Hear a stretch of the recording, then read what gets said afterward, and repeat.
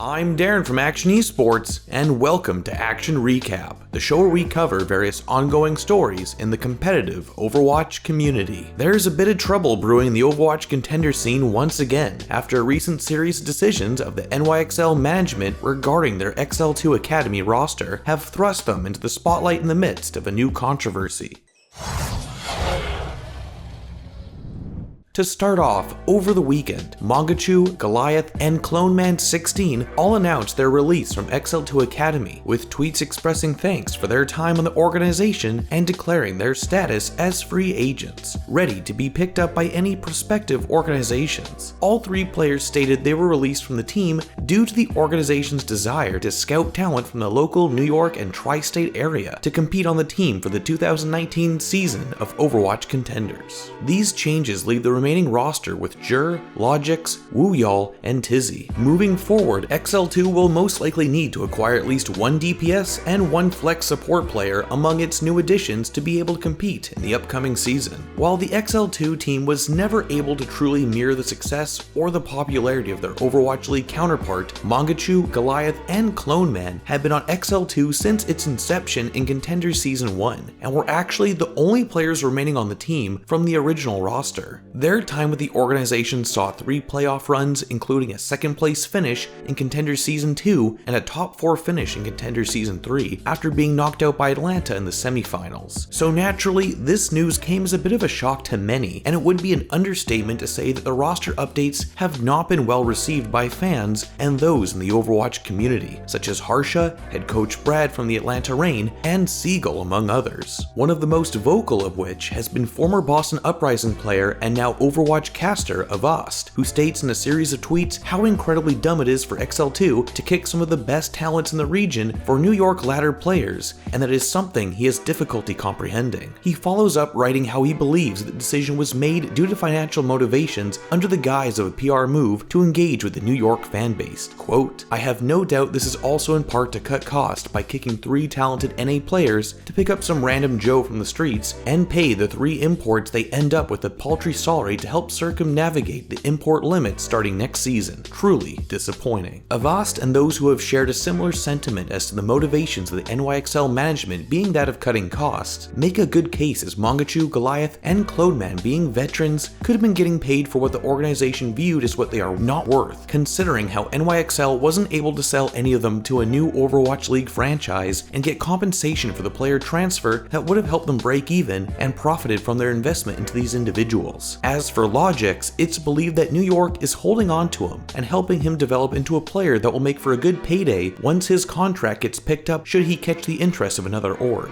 XL2's roster moves have also spurred a heated conversation regarding the divide faced by teams fielding an all-Korean roster and their ability to one day promote non-Korean natives into the Overwatch League under the same brand. Given how the main NYXL roster is fully Korean, the argument being made by many is that there would have never been a shot in the first place for the 3 non-Korean players to ever promote into the organization's main team, as that roster already has 5 DPS players, and the fact that integrating a non-Korean speaker would be incredibly difficult and likely not worthwhile. Learning a new language is not an easy task, and it is a big ask if you place a non-native speaker into a team that is comfortable speaking their mother language. However, that is not to say that having a player join a team composed of a majority of speakers of another language does not produce good results, as we can see how players like Carpe, Kariv, Fate, and Effect as good examples of players who have integrated into their teams despite English not being their strongest point. While we have seen Korean players work well into non-Korean centric teams, the opposite scenario has not proven to be fruitful or even as widely attempted yet. Perhaps the only comparable case is with the Shanghai Dragons and their struggles with the mid-season additions of Korean talent into their all-Mandarin speaking team. With this in mind, it will be interesting to see how the Overwatch League teams such as the Florida Mayhem, who are composed of a nearly all-Korean lineup with the exceptions of Apply and Tavik, manage to overcome those communication barriers. Now, when one remembers the import slot rules, which limit teams to 3 non-region residents, NYXL having their contenders team be an NA makes it very suboptimal for them if they are aiming to nurture talent that could one day take over for the players who choose to eventually retire in their main roster or who are no longer able to compete.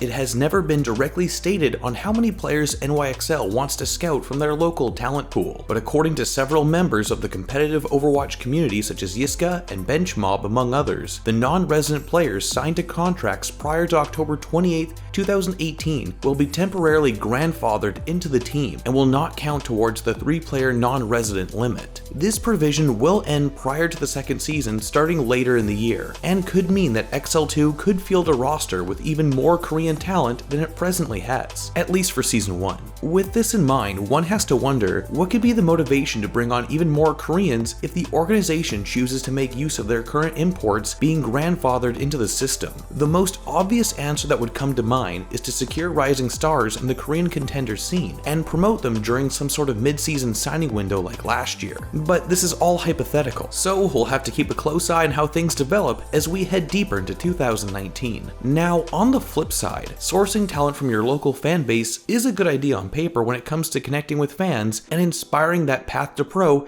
everyone loves to talk about. Some of you may remember when Fusion University held a similar community event in 2018 where they picked up one player from the greater Philadelphia area. The Fusion gained some great local PR in exchange for signing one player, Roundpulp, which was a move that didn't lose them anything except time, investment, and salary, as things didn't work out in the end. Regardless of their intentions, this definitely did not work out as well for the NYXL management, as they lost a lot of trust and suffered damage to their brand from their recent set of decisions. On a more positive note, going for local talent is a risk, but the reward for the organization, if they can pull this off, is huge and would be a big boost to their growth heading into the league's full-blown geolocalization model in 2020. Talent-wise, New York has a huge population, so there are probably a few top 500 and plenty of high Grandmaster players to pick for XL2. As with many of the Overwatch League teams, NYXL, backed by Jeff Wilpon, has both the experience of running a team for a year and more than enough resources to grooming new players into stars. Looking at the latter, Moxie,